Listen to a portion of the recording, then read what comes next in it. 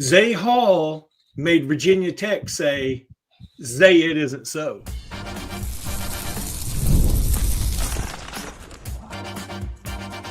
You are Locked On Bama, your daily podcast on the Alabama Crimson Tide. Part of the Locked On Podcast Network, your team every day. Or I could have said Paul McCartney called along with Michael Jackson and said, Zay, Zay, Zay. Hey, welcome back into Locked On. Oof. People remember that song? No, I need to start over. Hey, everybody. Welcome back into Locked On Bama, AHSA Radio Network's Luke Robinson. That's me. Alabama internet legend Jimmy Stein. That's him. This episode is brought to you by Gametime. We'll talk about Gametime here in just a little bit. I want to thank you every day for joining us every day. Thank you, newbies, for joining us today. Thanks, everybody, for making us your first listen every single day. You guys are the best. We appreciate you so much. So does Zay Hall, the linebacker from Hillcrest-Tuscaloosa, who just committed to Bama. And that makes another in-state guy. They're not neglecting them after all. Can you believe it? And I know he's only a 3-star.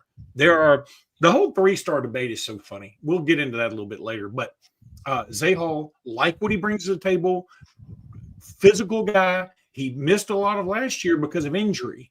So I think this is a guy, by the end of the year, he could be a top 12 player in the state of Alabama. Yeah, if you told me today, Luke, that, boy, Alabama landed that inside linebacker that's 6'2", 230 and runs a 4.5, I'll go, Nick Abrams? Nick Abrams picked Alabama? I mean, Zay Hall has literal All-American type measurables. And then you're like, well, what's the knock?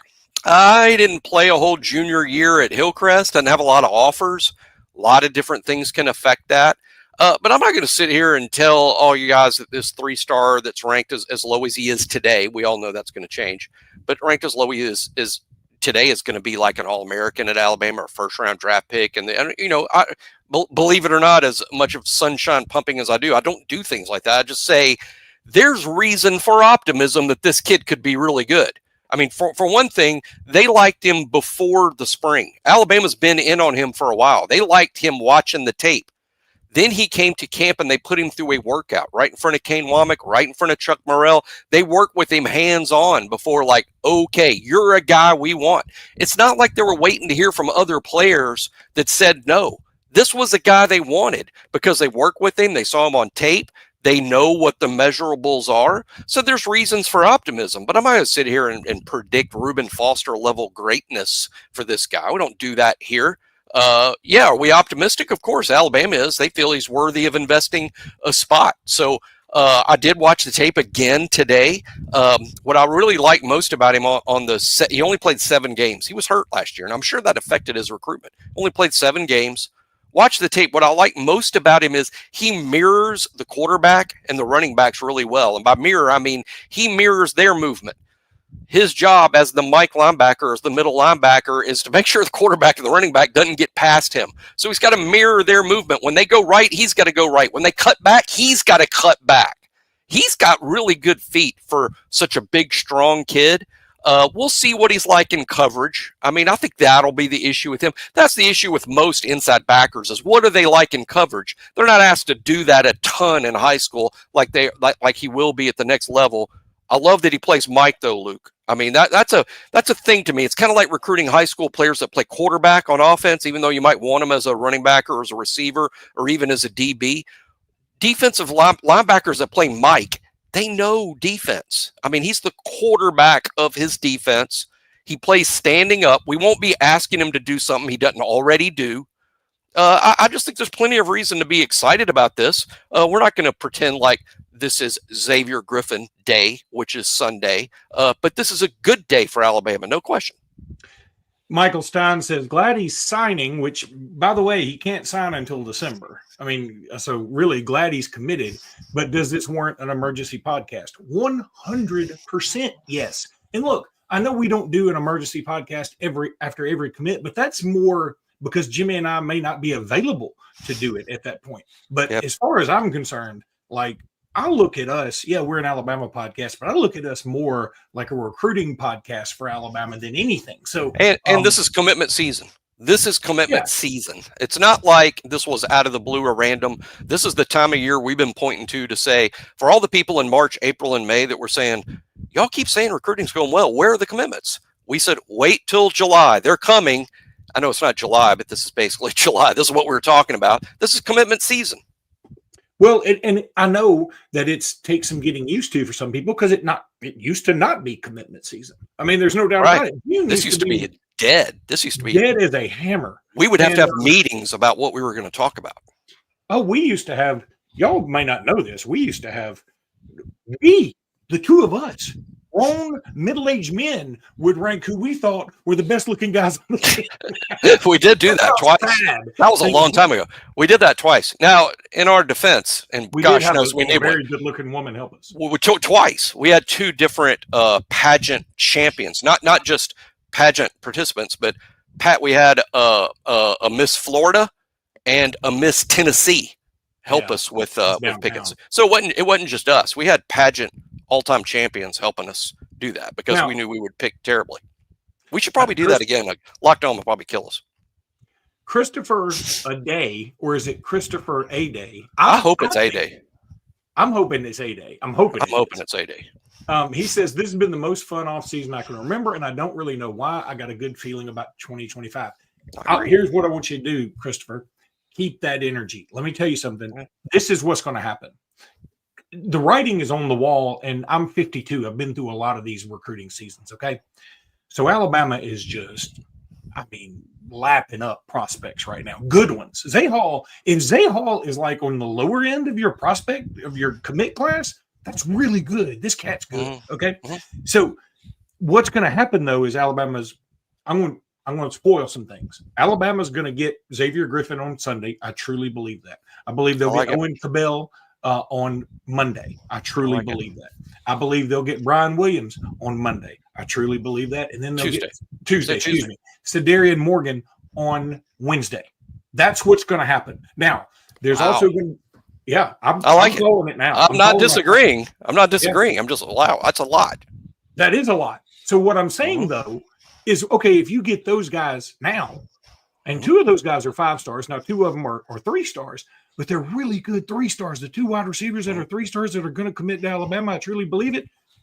They're good. And I think they will shoot up the rankings. Not make it to 5-star status, not make it to high 4-star, but make it to 4-star. I believe that. Now, so after that, Alabama, by the time next weekend rolls around, Alabama may have 18, 19, 20 commitments, right?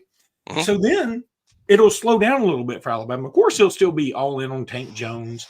Nolan Wilton, by the way, commits on July 4th. I think he's going to go to Alabama. I feel good about it. I'm not predicting it yet. I think he is. But what I'm saying is, so then you'll see later on, as things wear on, Alabama won't be getting as many commitments. You know why? We're full. We've got our class. That's right. And other teams will, and other people go, well, what's happening with Keelan DeVore? Alabama's not closing. They're not closing. Why aren't they closing? It's like being mad you invested when Apple stock was $100 a share instead of, it's so hot, get some more at $200 a share. I'm like, I'm pretty good at my $100 a share. Yeah, it would still be good if you got it at $200 a share, but you know what I'm saying? I'm telling you, Alabama, later on in the year, when Alabama's not getting any more commitments because they have a lot of people in this class, people are going to say, well, Kalen DeBoer's getting lapped here at the last part of the year. That's not what's happening, though. He's kicking so much chicken right now, we can begin to concentrate on dudes for next year. Yeah, the way to understand what's going on in that so that you're not in that crowd is just who are the targets? Who do they want? It's not just about accumulating yeses. It's who do they want and when are those kids going to make a decision? It's not, you've got to close near signing day. What if everyone you want is committing in July? Then in July, you're done. It's about who you want. Also, I forgot to mention this. How I forgot that Jare, I think somebody tried to tell me I'm been pronouncing it wrong. Is it Jare? Jare? I know J-A-I is Gyra. I think it's Gyra or something close to Gyra. Well, somebody put out a great respelling of it, telling us that we've been mispronouncing it, and now I've forgotten where that is. So let's just go Jay Edwards. He commits on July 5th, and I think that's going to be Bama. 3 more 5 stars could be on board by this time next week. That's bananas. So if you have anything wrong with recruiting, if you can't have a gripe about Alabama recruiting right now, and if you do, you need to find you up a new team. I'm just telling you the truth. It doesn't get any better than right now. It's going really well. It's going Saban well at the moment. I know everybody's going to be interested in the rankings. Me too. Let's see how it shakes out after this flood of announcements that's coming up. And again, these are the targets. These are the guys Alabama really wanted and put a lot of effort in. Mr. A-Day wants to know when Tank is committing. Tank does not have a date just yet, but it is thought for people around Tank. The thinking is he's going to commit probably sometime in August before the games start at St. Paul's. He will probably want this out of the way before the games start. I'm going to say Alabama today. I'm just less confident. I'm just less confident about that than I am in some of those names Luke rattled off. And I agree with all of what Luke said earlier about the names he rattled off. I think Tank's probably Alabama, but just a little less confident than I am in, say, C.D. Morgan. Yeah, and we're got to go to break, but thankfully somebody chimed in. Hog Wild Fishing says, you misspelled Alabama in your video title. I'm so thankful that I only misspelled Alabama. Y'all don't understand. I don't know how to I didn't take a typing. That's an improvement. Class. Yeah. I haven't muted yet, and I've only misspelled Alabama, and I've gotten my kicking chicken quota in. I feel pretty good. A plus. A plus, pal. So far, everything's coming up. Okay, A minus. Let's talk a little game time now, because game time's best. Look, you want to get to see Alabama play this fall? Well, use Game Time. Have you ever decided at the last minute to head to a ball game with friends or family? Maybe it's game day, and you suddenly realize you want to be in the stands. That's exactly where Game Time can come in for you. It's the easiest way to grab last-minute tickets without the stress. With the money you save on tickets, you can splurge on food or drinks or merchandise, or even invite a bigger group to come with you. Game Time makes all that possible. Game Time makes buying tickets fast and simple. Prices on the app actually drop faster the closer you get to the first pitch or the tip-off or the kickoff or whatever they do in soccer and swimming and track, whatever. And they've got an incredible last-minute deal all the time for everything. Clear seat views and a lowest price guarantee that takes the worry out of buying. Take the guesswork out of buying and buy your tickets with Game Time. Download the Game Time app, create an account, and use code LOCKEDONCollege. It's all one word, LOCKEDONCollege, for $20 off your first purchase. Terms do apply. I can't do anything about the terms. Again, create an account and redeem code LOCKEDONCollege for $20 off. Download the Game Time app today. Last minute tickets, lowest prices, and that's a Jimmy Stein, Luke Robinson combo guarantee. Okay, so Zay Hall is a 3-star. I mean, that's undeniable. By the way, Alabama did move up they're in the top 10 of rivals. They were at number 8. This commitment actually takes them to number 9. I'm assuming just because of the way some other guys also got commitments today. Math that we'll never understand. We can't even spell Alabama. We're not going to understand the math. Now, Alabama does move to number 10 on 24/7. And frankly, I'm going to tell you all the truth. That's about, I mean, if I were ranking them and taking off my homework classes, I would probably have Alabama between 8 and 10 right now. So I think all that's fine. 24/7 clearly values, and I don't know much about the math, I'm serious. 24/7 clearly values the number of commitments you have. And I guess I can criticize 24/7 because I never worked for them. That's kind of dumb. I mean, okay, Alabama signs 12 kids, Rhode Island signs 40. Which class do you want? Yeah, in anything. Yeah. All right. So Hog Wild Fishing says, at least you only forgot the L from your spelling. Alabama doesn't take L's anymore. I'm mad at you for coming up with that joke, because I should have come up with that joke. Bada boom. Don't be coming on my show and upstaging me. I'm sorry, everybody does that. So a top 10 class with only 13 commits. This staff knows what they're doing. Is it Jimmy James? Mm-hmm. I know Jimmy Johns. Now I got to know a Jimmy James. I like it. On signing day, 2 or 3 of our 3 stars will be 4 stars. I've been saying that this whole podcast. I don't doubt that.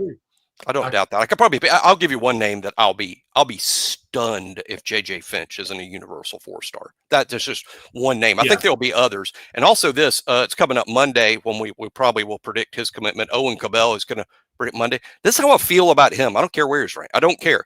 But listen to the words carefully, because I'm picking them out carefully. I was certain Ryan Williams was going to be great. That was an evaluation, and I know I didn't go out on a thin limb there, but I was convinced Ryan Williams would be great. Owen Cabell, I'm equally convinced he'll be good. Understand the difference between great and good. Understand the difference between great and good. I'm equally convinced Owen Cabell will be good, as I was convinced Ryan will be great. Well, so that's one thing about the 3 stars and setting expectations, right? Another way to say it, but that's so poignant. Gosh, I'm going to steal the heck out of that. Another way to say it, drank a few beers. They were inspiring. You feel this way, like both of them are going to hit their ceiling. Their ceilings are just at different. The ceilings are different. Nah, it's so true. But hey, now I'll make all Alabama fans mad and make Luke mad. Ready for this? You know who my comp for Owen Cabell might be? This will make everybody mad, but I kind of like it. I kind of like it. Now, not predicting the same career, but the same kid at the same age, Chris Doering. Ooh. I can take. Listen, I just know so many Alabama fans don't think much of Chris on SEC Network. I kind of appreciate the job Chris does on TV, but I just think, and by the way, where I'm coming there is their size and speed, and production, and where they were ranked. I think coming out of high school, sort of similar. I think Doering walked on. Didn't he? He might have been. He might have been. He might have been. But I think in 2025 he would have been. Kind of what Owen Cabell is, I think. But I think Cabell could have the same. He could have the same type of career. You know, Doering went on to a pretty good NFL career. So a couple of new things, and then we'll get out of here. But number one, Owen Cabell will commit on Monday, and so that's big. So you really have a commitment just about every day. July 3rd, I think there's no spot. There's no spot for July 3rd if anybody wants to get in on that. If Tank Jones called and said, you know what, I'll take July 3rd. We'll pencil him in. So I'd love to have that. Secondly, Hog Wild Fishing said, didn't we just give an offer to a class of 26 QB? It wasn't we didn't just give an offer. It's the kid from Hawaii, Jimmy. That's it. Playing at Utah. Yeah. Kawa, Kaawa, Tayin Kawa. Well, that's very possible. Predicted to Bama. It's extremely possible. He needs to be thought of as a second quarterback. I think Alabama would be taking a second quarterback to sort of hedge their bets on the quarterback room. Right now it looks solid. Right now there's no reason to think whatsoever that any of these quarterbacks are anxious to leave or will leave, but it's 2025 and you got to be prepared for that. I'm putting this comment up only so that people can see this name. Another name I love, Soprano-san, which is like combining the Italian mafia and then the Japanese side of it, because I'm a huge Sopranos nut. I mean, I know way too much about the Sopranos. I like Karate Kid. And Jimmy likes Karate Kid. So Soprano's son is a little Sopranos, a little Karate Kid. But yeah, the bottom line is, what if that kid takes the July 3rd spot? You're talking about, we could have a commitment Sunday, Monday, Tuesday, Wednesday, Thursday, Friday, and then next Saturday too, because July 5th. Holy cow. Anybody having a problem with this staff's recruiting at this point, you've got to just say, okay, I probably overplayed my hand. I probably was worried about too much here. Well, again, we were pointing out all during March, April, and May, they're sort of on track to do exactly what they did a year ago. And that's basically what's happening here. But again, let's see how the rankings shake out. There's a difference. There's a whole new set of rules we got in this class that we didn't have in the last class. And I'm talking about the house settlement. So let's see how it all shakes out. But in the meantime, take it day by day. As Luke pointed out, we feel really good about these announcements that are coming up every day over the next several days. And Saturday, it looks like an off day. So Luke and I can enjoy the family. And we'll be right back Sunday with a normal Sunday morning show.